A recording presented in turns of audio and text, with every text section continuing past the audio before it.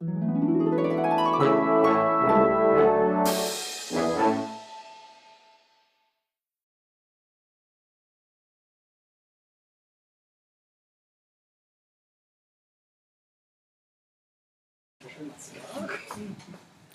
you very much, Athena. It's great to see so many of you here. I will speak in English because you will understand my English better than if I speak French. But I'm very happy to take questions in French at the end. My theme is what happens to the grandiose metropolitan cityscape of a town in Western Asia Minor in the 2nd century in late antiquity. How do the declining resources and the changed priorities affect the maintenance of this rather overspecified cityscape? I'm interested here in the later lives of these monuments, or what happened to the Antonine city in late antiquity. The archaeology of both these periods, the 2nd century and the 4th to 5th centuries, is very well preserved. But we have Aphrodisias of the 2nd century because it was preserved in Aphrodisias of the 5th century. And I want to try to describe the layering of the past in the late antique urban centre. There was some destruction, some decay, but also lots of maintenance and modulation, which I hope will play to the themes of cultural heritage and its preservation that many of you have been discussing today. It's a persistent habit of historical research to define what's new at any given time by wiping away what came before.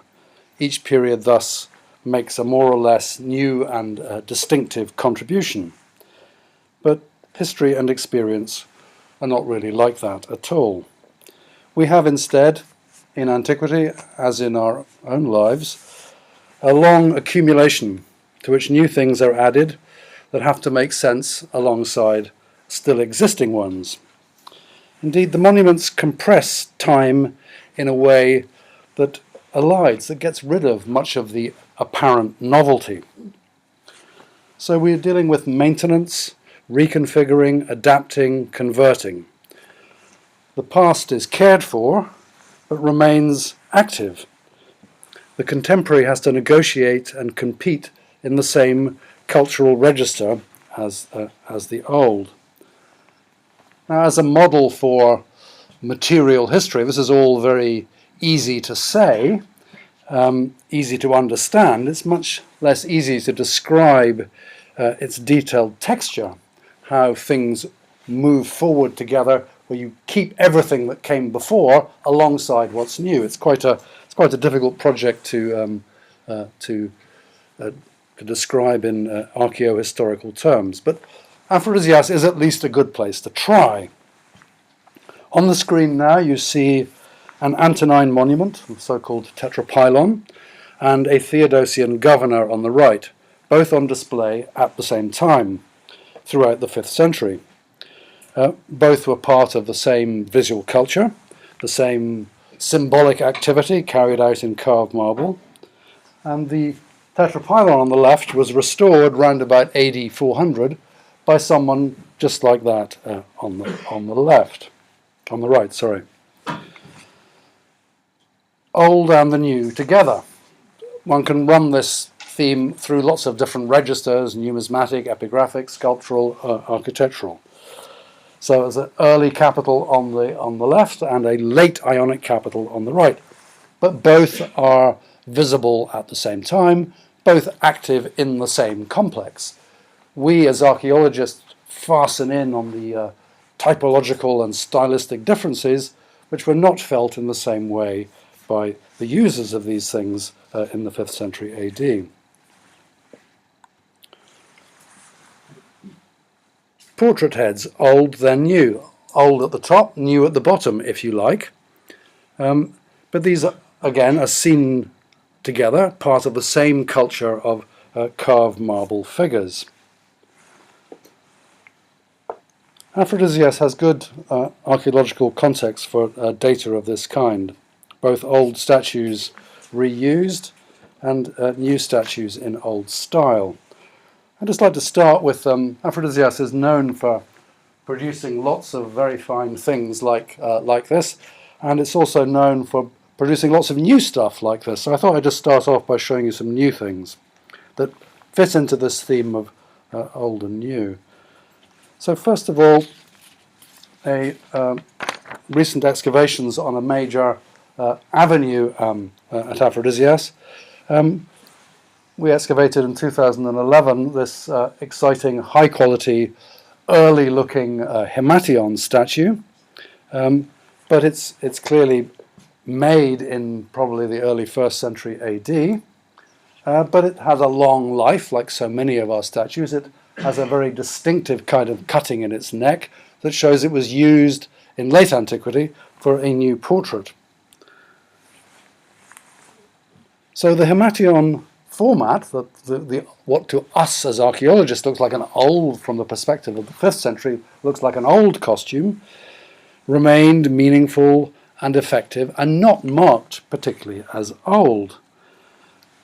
You might want to dispute that, but we can say this is not perceived as old in this period because they're continuing to make new ones in this manner in the 5th century. I'd like to show you one of those.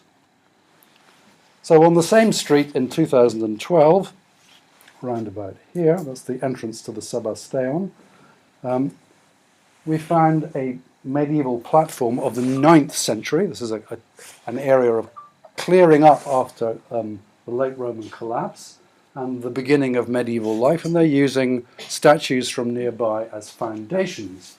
One of them is an outrageous, fat Togatus, a kind of late antique governor with a huge stomach, a very unusual piece, and for us, strikingly new in the cityscape. With it, number 2, here used face down, is this Himation statue. And at first glance, most of us, myself included, are not quite sure when this was made. Is it Severan? It's got some motor habits in the folds that look a little bit Severan, but it's got one or two awkwardnesses that made us pause. Then a little bit further down the street in 2013 we found this head, which is a very beautiful head. It's a strikingly individual portrait. Looks a little bit like Abraham Lincoln, with a kind of tufty beard on the end of his chin and clean-shaven cheeks here. There is nothing in antiquarian terms in his hairstyle or beard that would allow you to date this thing. His hair is brushed forward. It would be fine in the 2nd century AD. But it's got very clearly late antique eyes. It's got one or two late antique ideas in the ears. He's clearly a late antique head, and he fits on Himation statue number 2 that we just looked at. And suddenly it becomes a rather unusual thing, a statue of, say, the late 4th, early 5th century, using the old Himation scheme invented around 300 BC, that is still alive and well and much cherished.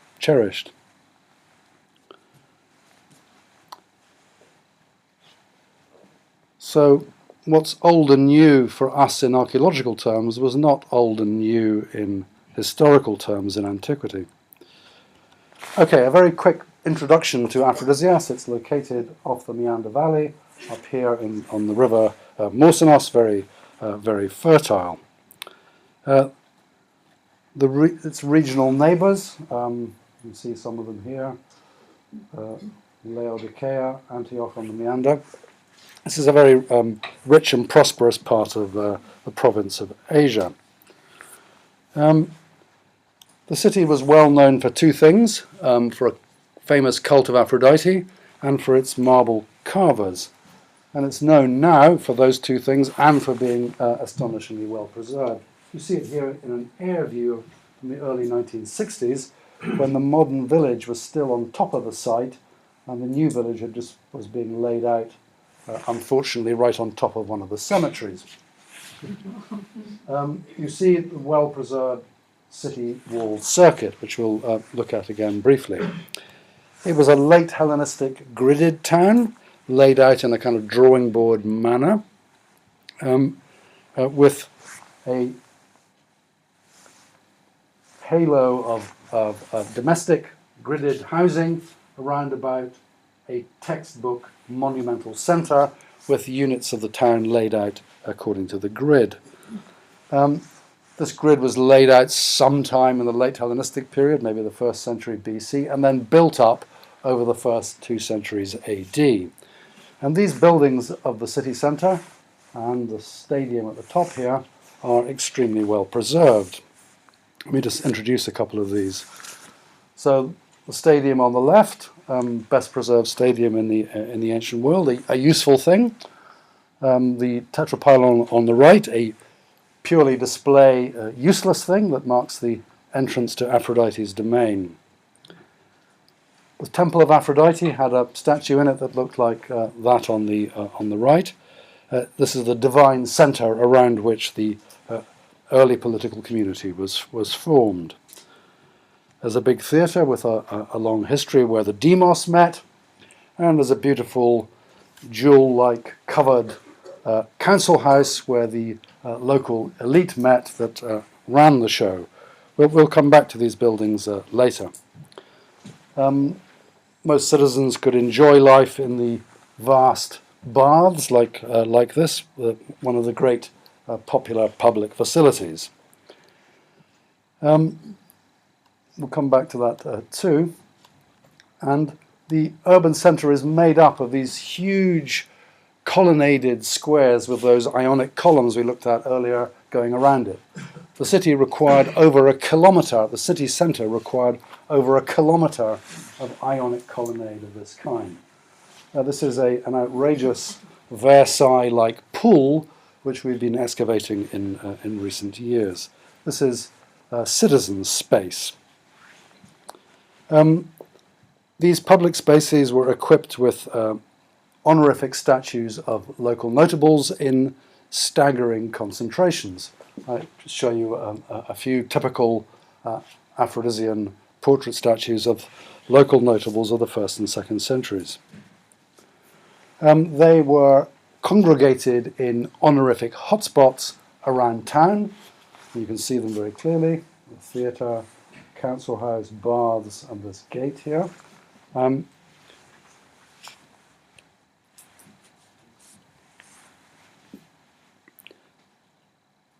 The city centre is a theorised modern city plan that was fully finished in all its monumental elaboration by around AD 200. The full urban profile of monuments that this culture felt made you from a town into a proper city were done. No more new structures were built after about AD 200. There's a huge epigraphic activity which tells us about festivals and civic activity which continues with vigour well into the mid-3rd century. There's very few or no honorific statues also set up after about AD 200. So we have to imagine through the 3rd century this is a functioning modern monumental city centre, vastly over-specified for the populace living here.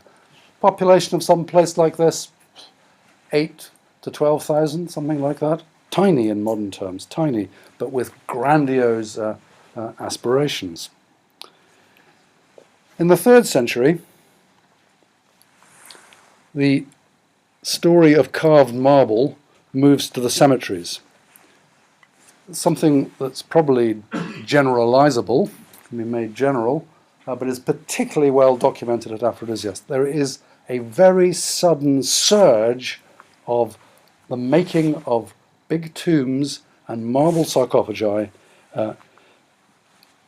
immediately after AD 212, when all non-citizens of the empire were made citizens by Caracalla. The numbers are large.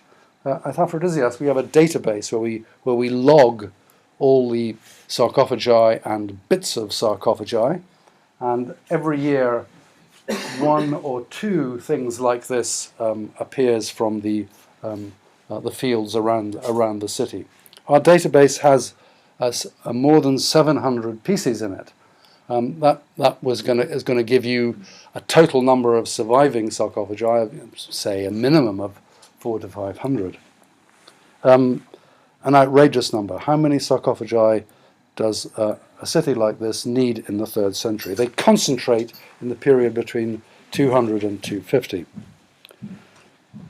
And you see on this survey map, orange equals tombs, red equals finds of sarcophagi, and of course they're located on the main roads out of town.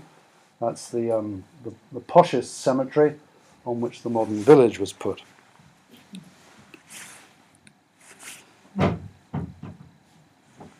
They made so many sarcophagi in these 2 generations that no more were needed, and those sarcophagi were constantly recycled from the mid-3rd century right through to the medieval period.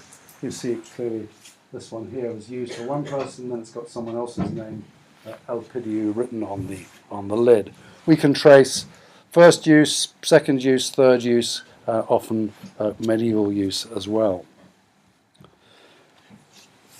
So to come to the late period, which I want to concentrate on, the late period for us is, and for many people, historically viewed 300 to 600.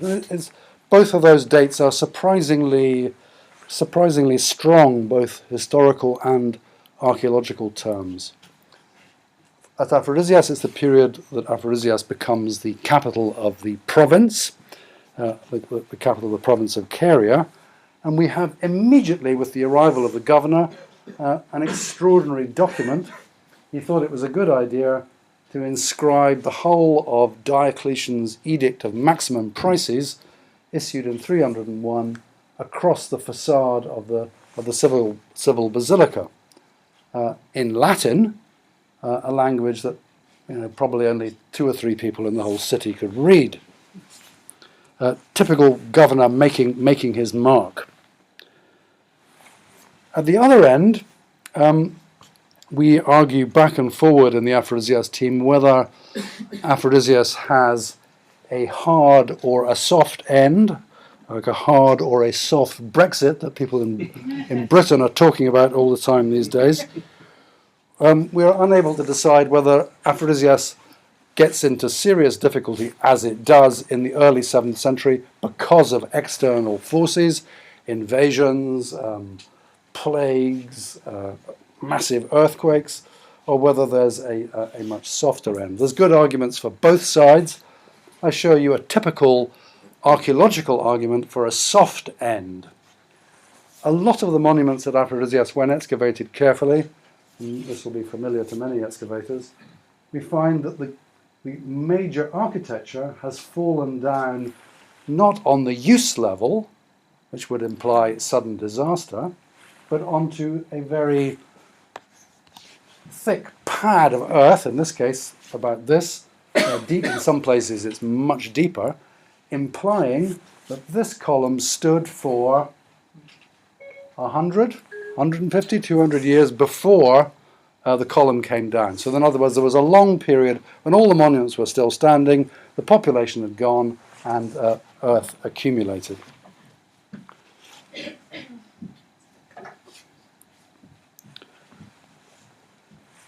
So in between these 2 dates, 300 to 600, each building complex has a long history of its own. I'm going to attempt a kind of broad-based history of the caring for these different complexes through time.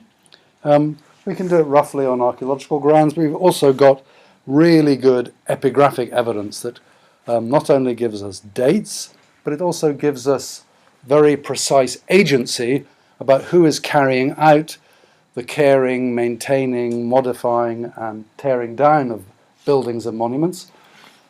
Governors, of course, are very keen builders. Building is something a governor can be seen to be doing, and lots of them are at it. And there are also, especially from the mid-5th century well into the 6th century, a lot of local notables back on the scene doing major repair work. You'll see especially in the baths. 1, 2, 3. The baths, of course, were something that everyone liked to see kept going. So these provide a kind of chronological armature for what I'm going to talk about. I want to talk first a little bit about the theatre, then about the Basilica, a bit more about the Tetrapylon up here, and then about the baths. So we're starting in the 4th century. The theatre, of course, has been there since the early empire, and has a long history right through to the 7th century, which we can trace in lots of architectural modifications. I want to look at its statuary history. The theatre, of course, was one of those honorific hotspots where people liked to have their statues. They were lined up on top of this logeion and in the idicular facade. Large numbers were found in the excavation. This map just shows you some of the principal finds. It's a kind of find diagram, if you like, and a wiring diagram of statues in the theatre. The first late statues in the theatre are this one here and here, set up on the ends of the analemma walls. And they're a really good example of straight conservation in our sense of the word.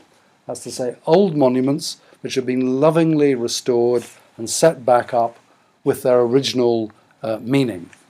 These are two titanic local champions who've been victorious on the international circuit, been honoured with statues in the theatre. They've been broken by heavy masonry falling on them, and they've been lovingly put back together and given new bases. We know absolutely everything about them, and about, you can see here, this head has been reattached, his arms have been reattached. He's been pieced back together like a modern conservator does, and for this one did. And we can reconstruct it completely on the south analemma wall, this thing here, with his base, his plinth, which has got the signature of the sculptor who made it. These are probably 3rd century honours being put back together in the 4th. The theatre itself inside was already full by the 3rd century, and people wanting honours after that had them set up outside the theatre in this square here called the Tetrastoon, which was built by a governor called Antonius Tatianus. He says he built it, but that's a complete lie. He didn't. He merely refurbished it. You can see the kind of building he did, stacking up this column precisely where it shouldn't normally go.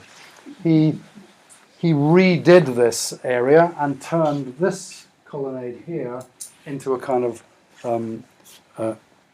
colonnade of honor for himself and the emperors who supported him.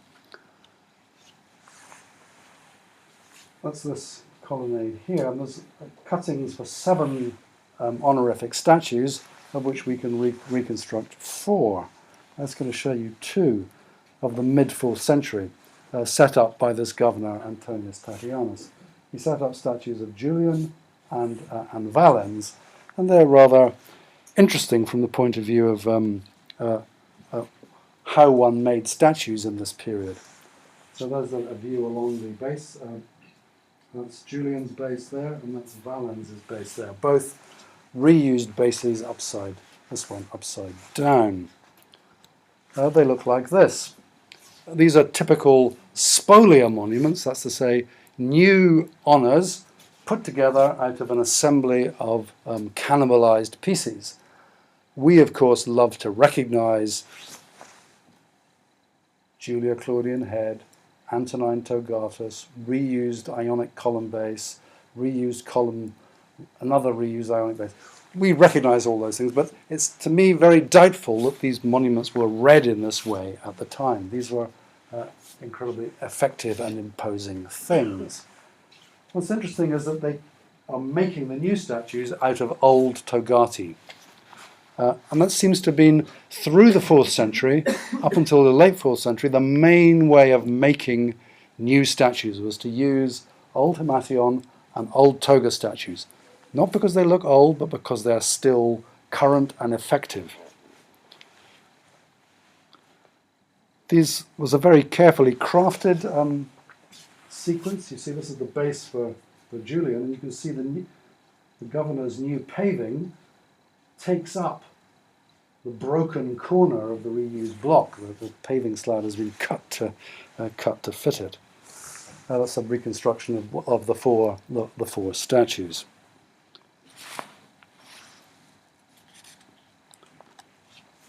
The basilica was reconfigured by another governor in the mid-4th century. It's this building here. We're looking from here down the building. This is a massive thing, over 100 meters long, of the early 2nd century, which the governor completely fitted out inside. This is the interior of the building. It has a series of reliefs running along the 2nd story as a balustrade, which are these things here. The governor, Flavius Constantius, of the 350s, left us kindly a nice mosaic signature of the work he's done, redoing the mosaic floor, and he was honoured for his work in the basilica with a rather hard to read honorific statue, of which this is the base. Some of his adjustments are rather interesting. The early imperial reliefs, which are about the founders of the city, Ninos and Semiramis and Bellerophon. Semiramis, Bellerophon, Apollon here. What the governor has done, he's taken these rather obscure old reliefs and had new inscriptions. These are late antique inscriptions put to elucidate what's now obscure foundation mythology. His biggest achievement was to set up 2 monuments right at the entrance to the basilica. This is the South Agora is here. You come in here, and when you come through into the nave, immediately to your right is one monument, immediately to your left another one. This is the one to the left, a colossal reused female statue, and on the right a blue grey marble horse monument. This is one of those moving monuments, a monument that's been taken from somewhere else where it had collapsed. It's been fixed up, repaired, given a new base and set up in this new context. We have the original base, which tells us it was a monument of Troilos, the horse, and the Achilles. You can see a reconstruction of the entrance of the basilica there. You see it here set up in the museum at Aphrodisias. In this picture you can see clearly some of the 4th century repairs. It's been given 2 new hooves at the front, and the mane was broken. It's been given 2 new bits of mane.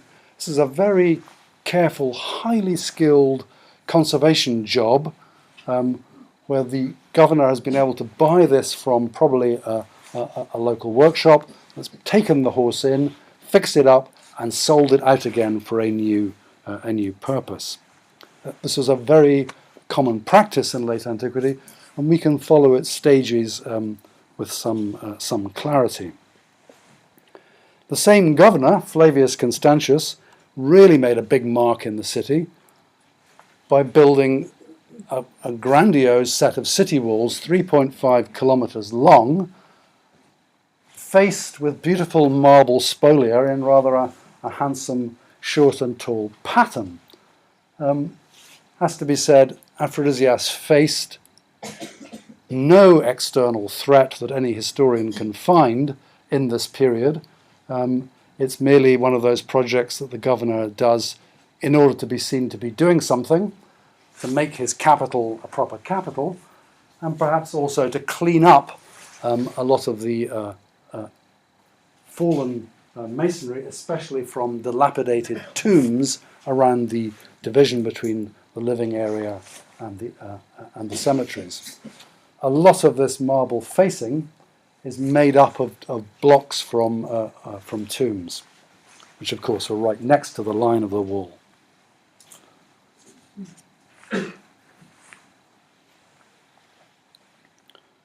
Yeah, it's a 3.5 kilometer circuit and was built very clearly all in one go in a relatively short time in the 350s when Constantius was governor. I want to move forward now to the later 4th, early 5th century, when we've got another series of dated monuments in the Theodosian period. Sorry, not dated monuments, dated interventions of one sort or another on these big monuments. We'll talk first about the Tetrapylon and then about the stadium conversion. The Tetrapylon, which was restored again in the 1980s, it's a very handsome anastylosis, had already been restored once in antiquity, and this was one of the really clear and sharp results got from making the restoration of the monument in the 1980s. The whole thing had been taken down, right down to the level of the stylobate, and put back up, just like a modern restorer would do. Classical buildings are built like that, so when they're shaken, they don't fall down, they just move and can be taken down like Lego and put back up. This is extremely well documented, this process is extremely well documented in this building and the precise date at which they did it.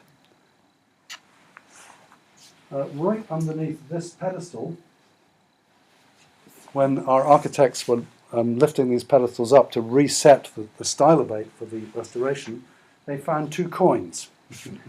One of Arcadius, one of Honorius, which were slipped in under the corner of the pedestal when it would have been reset in antiquity to stop it rocking. And if there wasn't a close and brilliant and trustworthy colleague, you would never believe a bit of evidence like that.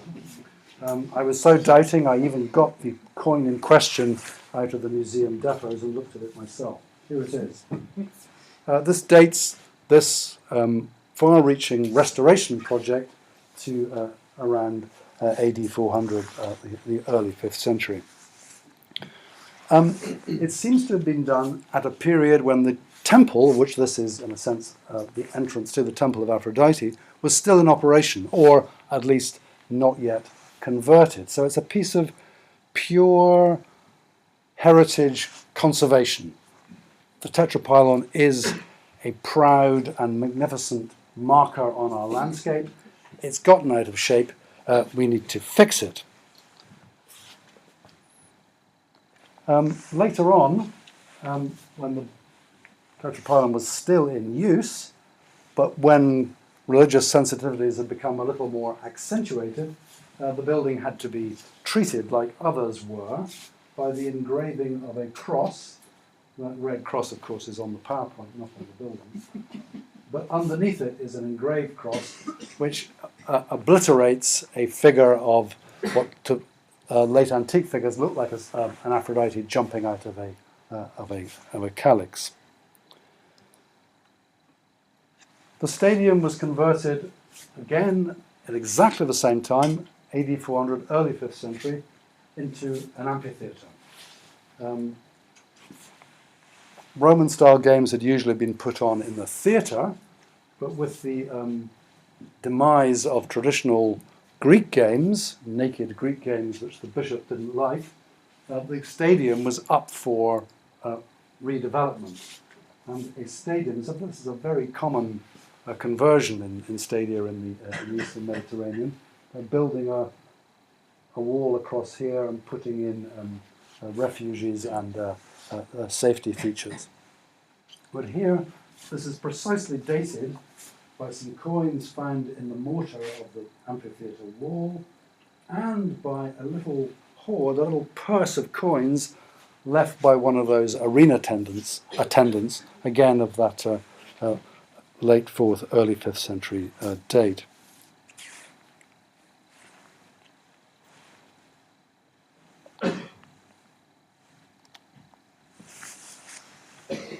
So I want to move now to the baths.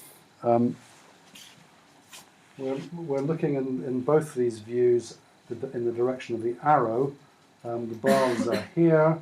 The Basilica front is there. So in this sketch, that's the Basilica facade, and that's the baths with the big pool in front.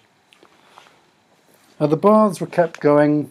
I mean, they were built in the Hadrianic period, and were kept going with a continuous series of modifications, maintenances, renewals, renovations, all the way through the 4th to the end of the 6th century. And this is documented both by archaeology and by epigraphy. It was the major social cultural facility in the city. The baths even get bigger in late antiquity. The baths take in, for example, this great big tetra-style court here, which was originally a civic building, becomes part of the baths. New visitor routes are worked out, and new bathing itineraries are conceived and carried out in the structure. The kind of documentation we have for the renovations are inscriptions. Here's a Hadrianic architrave frieze on which a doctor called Dionysius has claimed that he built it, as so often. He's a Christian doctor, Dionysius, and it's from here. He's one of several local bigwigs contributing to the maintenance of this grand court of honour in the front of the baths. And it's this, what becomes a court of honour, to which large numbers of statues are congregated in the 4th and 5th centuries. This is a map that shows you black are bases, red are statues. Some of these belong to the baths, some of them predate the baths and therefore were moved there later, and some of them are new pieces made in late antiquity. The baths becomes like a massive museum of monuments that have gone out of use elsewhere, like the horse in the Basilica, and been brought to the baths, fixed up, lovingly repaired and redisplayed.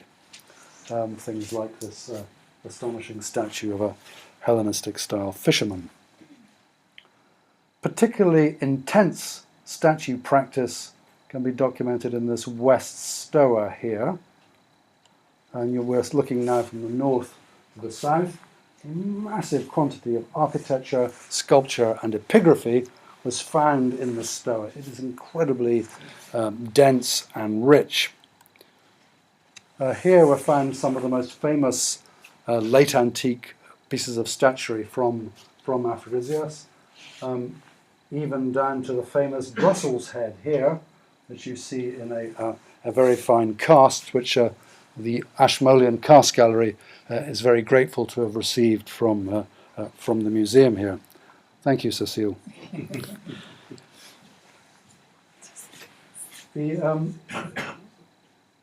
These statues are kind of spread out along the West Stoa. We can reconstruct precisely the configuration of statues at this gate.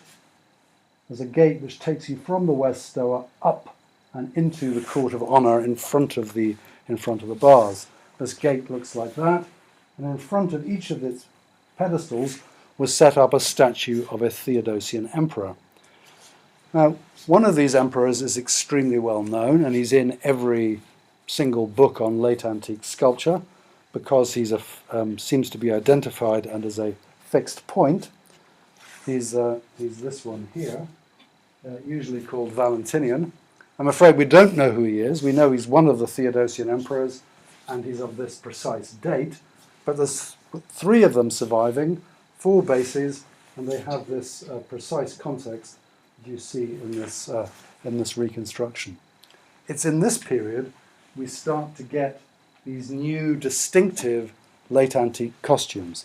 These are wearing a new style of Constantinopolitan toga, as opposed to the old recycled togas that we saw Julian and Valens had. These are probably this new costume vocabulary, the new togas and the new chlamyces worn by the late Roman elite, existed before, but they suddenly emerge in statuary in this period. That tetrastyle court, which you see from above here, was again, it's a place where we can document very clearly this interesting practice of taking statues from elsewhere and giving them a new home. Instead of the common narrative for these statues is black-robed Christian monks rampaging around, destroying everything. It is simply not true. That happened very occasionally, but most people, most of the time, Christian or pagan, wanted to preserve these beautiful things and got together to find a way in which they could be recuperated. And these great old monuments go from being poisonous pagan totems to being artwork in our sense. And this is a terrific example of that early process. We can document precisely this colossal statue was set up here, and 2 great Hellenistic-style statue groups, one of the Achilles and Penthesilea, the other of the Pasquino, were set up, having been carefully repaired, on these reused bases. Baths as museum and home for great classical statuary. In the 5th century, I want to move now into the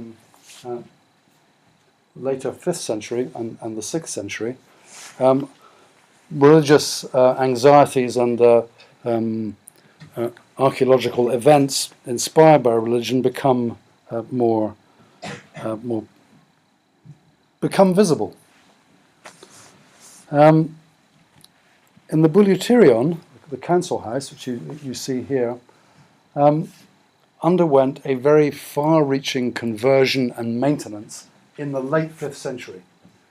This is a covered hall with an extraordinary body of honorific statuary inside it. Was turned by one of those great local magnates, not the governor, great local magnate called Ampelius. He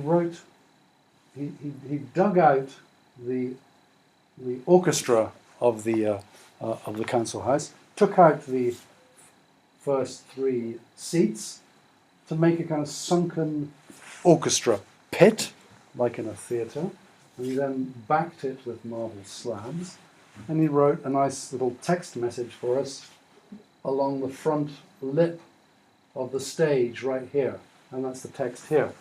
And he says that he made this work of the palaestra. He's turned the council house, he says, into some kind of palaestra. What on earth that means is not immediately obvious to everyone. Probably best taken au pied de la lettre that they really did have naked athletic wrestling put on in this sunken orchestra pit. That should at least be tried out seriously. There are good reasons for thinking the council house, the renewed council house, is a kind of bastion of old aristocratic closet pagan practices. Nothing more pagan practice than naked male wrestling.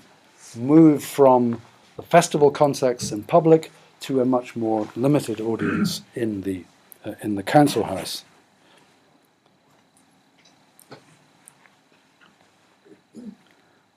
The place was full of statues. statues that have been brought in, statues that have been stored around the back, and with what I want to concentrate on is the statues in the stoa outside.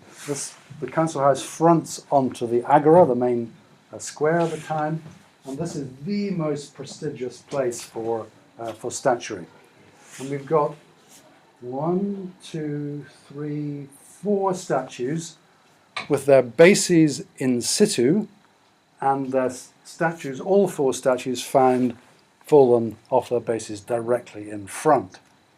It's a very interesting situation of old statues which have been there for a long time. This man Domitianus and his niece Tatiana, 2 huge Severan bigwigs around AD 200, and then next to them 2 governors of around the early 5th century, Oikoumenios and Alexandros. Here you see Alexandros on the left, to us, obviously reused, recycled, spoliated, cannibalized Hemation statue, but to Alexandros, clearly a very exciting, useful, and effective honor. You see them here lined up with how the statues fell beside their bases. These are the 2 mighty Severan honors. These are each over 4.5 meters tall. If you stand beside this base, your nose comes up to about here. These are Titanic honors set up around AD 200 and still there all the way through to the 7th, 8th century when they finally fell down in their own good time after everyone had gone. Because it's clear they fell down, like that column I showed you, not onto the use level of the stoa, but onto a great big pad of medieval fill. For our purposes, they were there all the way through late antiquity. And beside them come these 2.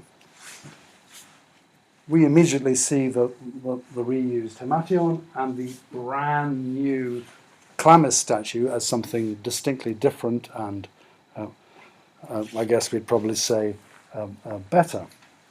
But there's probably some kind of differentiation here that makes them both equally appropriate and effective for their particular subjects. Oikoumenios is almost certainly a governor from out of town. He's a typical governor sent from elsewhere. We know almost certainly that Alexandros is a local man. So he is shown, and it's probably deliberate, he is shown in the costume of, at the end of his tenure, as a local citizen. The difference is between someone who's a functioning politician in Constantinople and someone who's at home in town. Not so much old and new. As we saw at the beginning, there's not even enough old ones to go around. They're even making brand new ones in this period that look just like this.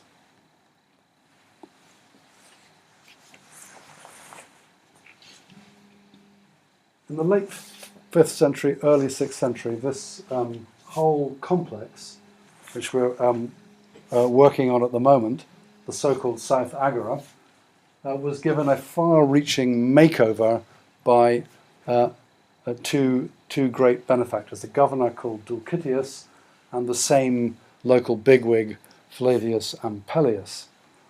And they give us a lot of writing on this facade. This facade closes the east end of this complex, and they built in front of it this great big basin. It's like a huge header tank for the pool.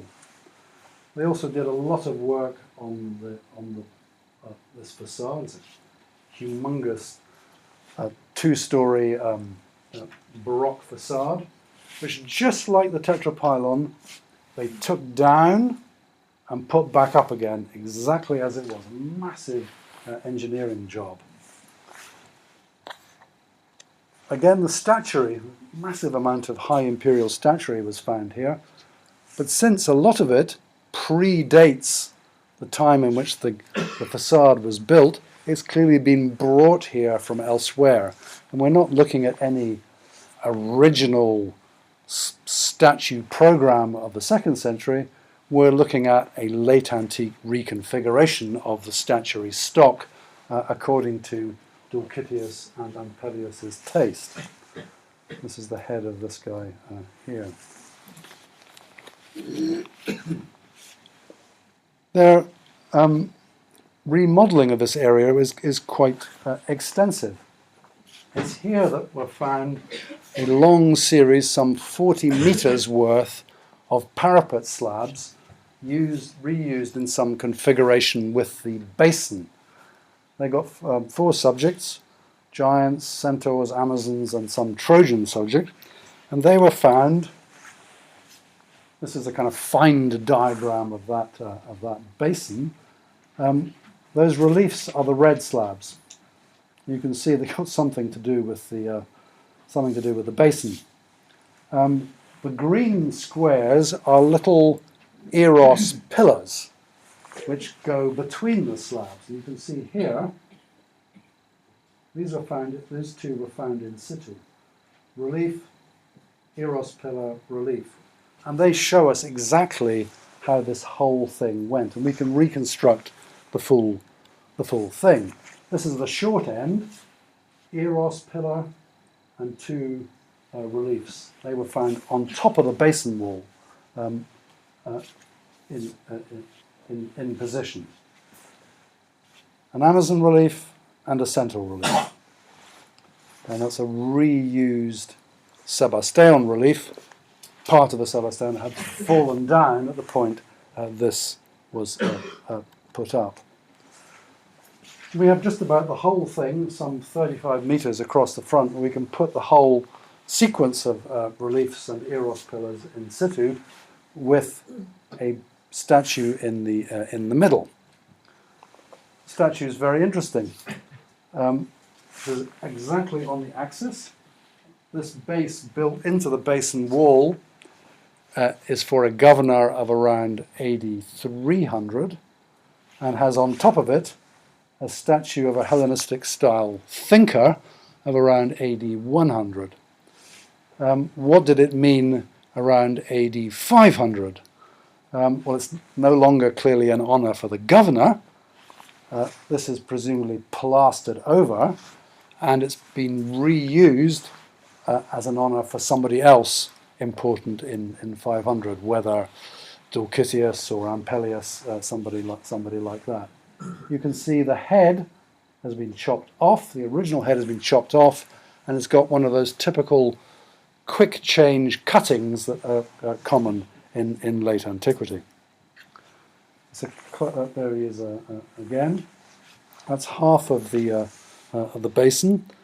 It's a little bit hard to figure out why they deliberately jumbled up the subjects. They had this monument wherever they came from, presumably it was much longer, as I said, about 40 meters of it, but they don't go by groups of Centauromachy, groups of Amazonomachy.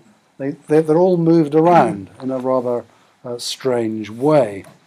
But if you think away the mythological level and stop thinking about Centauromachy and Amazonomachy and think about the gods present in each of those reliefs, you get a slightly different story. And maybe they're aiming at some kind of maybe covert, I don't know, divine story. These reliefs smuggle into the public realm an honouring of a whole series of cherished pagan divinities. They were thought at some point later to be problematic. In other words, somebody spotted this and went around and knocked all of these heads off.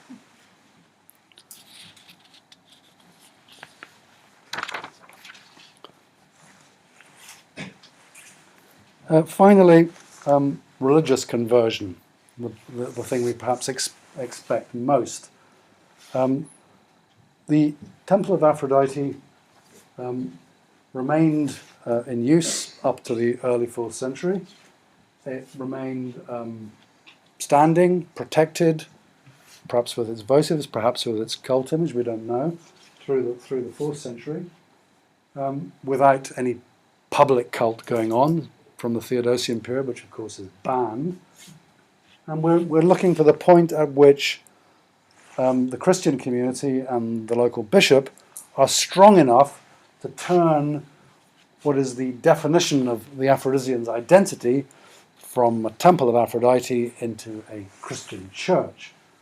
And this occurred sometime in the mid to later 5th century. The exterior colonnade was left as it was. The cellar was taken out and reused to make the walls outside the church. So the temple was kind of turned inside out and back to front. So that's the temple with its long colonnades left in position, and they become a very wide-span nave of the new church, and the columns across the ends are used to make the church nave longer. It's a truly extravagant temple church conversion.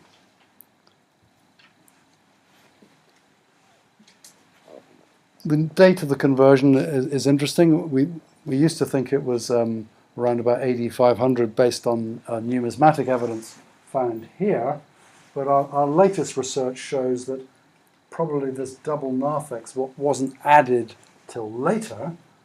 The original church stopped here, which would push the date of the conversion back, say, into the mid-5th century. The other big conversion was the colossal Sebastean complex, was converted again at an unknown date from a temple of Aphrodite and the emperors into a shopping mall. The temple was this bit in front of us here. That was completely taken down, some unknown date, with the columns left on the front, and these two long portico buildings with their rooms behind were given over as workshops and especially as retail outlets for shopping, which is recorded in a massive graffiti on the outside of the shops. We can trace the decomposition of this building in some detail. The north building collapsed already by the mid-4th century. All of this collapsed probably in an earthquake, was not rebuilt, and was cleared away, and parts of it are found in the city wall, built in the 350s, and we saw part of it built in the Agora gate. The temple here, which is like this, was completely dismantled, leaving a kind of huge columnar screen of just the columns on the front and nothing else. Very strange kind of adaptation, as if it was some kind of memorial bank facade, but with the religious heart taken out of it. The Christian community insisted, although they were keen to save as much of this magnificent complex as possible, and it was indeed a magnificent complex. Here you see part of a recent restoration of the south building. It was agreed by Christians, pagans, the council, whoever knows what whatever committee was put in charge of this, that some of these reliefs had to be cleaned, that they showed things so objectionable to Christian sentiment that they had to be defaced. And their choice is extremely interesting. You see a whole sequence of mythological reliefs here. They're all fine. Imperial reliefs up here, they're all fine. But suddenly, this one has been completely visibly defaced. What they settled on as some kind of local solution was that any relief which showed a frontal deity that you could appeal to do something for you, or a deity even worse with a worshipper and an altar, even worse, Aphrodite, that had to be chiseled off. and any relief which shows the hated act of blood sacrifice had to be treated. So they went down the facade with a notebook and scaffolding, and decided to clean off these 9 reliefs out of about 80 surviving reliefs from the whole facade. A very interesting example of doing something but trying to keep it to a minimum, trying to keep this glorious visual display intact.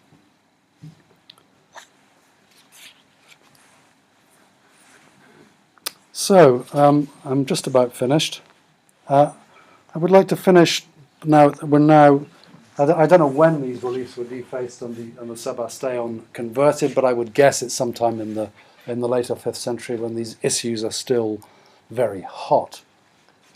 I'd just like to finish with some archaeological evidence for the very end. What dates, what dated pieces of archaeo evidence do we have for the last engagement with these monuments? The baths are particularly rich in late dates because the baths were the most cherished social facility. The dates are given, the latest dates are given by inscriptions of 6th century benefactors, several big local 6th century benefactors doing serious work in the baths through the mid and later 6th century. These heads with these great curly Constantinopolitan hairstyles are clearly also 6th century. These are new heads carved into the soffit of Hadrianic architraves, probably portraits of these great builders who have renovated this complex and who trumpet it so loudly in the inscriptions. The corresponding heads in high-class sculpture in the round are things like this, with these kind of big helmet hairstyles that are the pinnacle of fashion in the mid-6th century. These are amongst the very latest honorific portraits at Aphrodisias. Our portrait statues don't end with a long, slow decline. They end with considerable numbers and at the highest quality, and then they stop.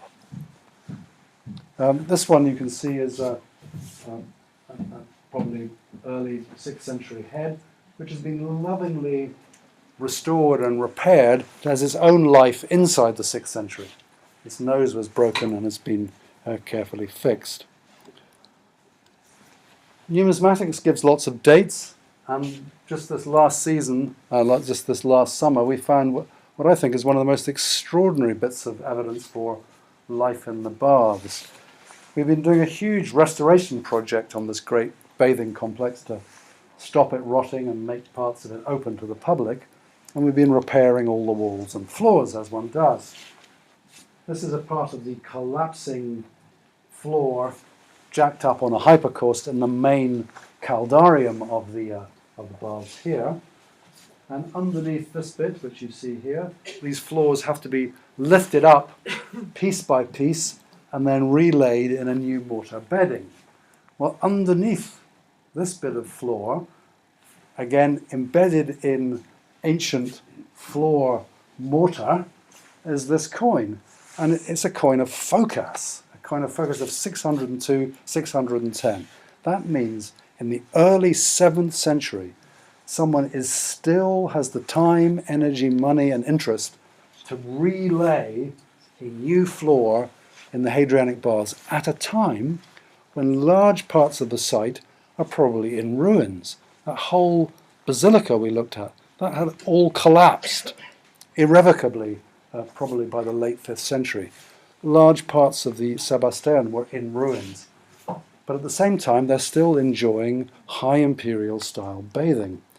It's quite hard to imagine the architectural character of these cities in this period. One of our last dates is precise dates is a coin hoard found on the street. It's coins from Justinian to Heraclius, just a little bit later.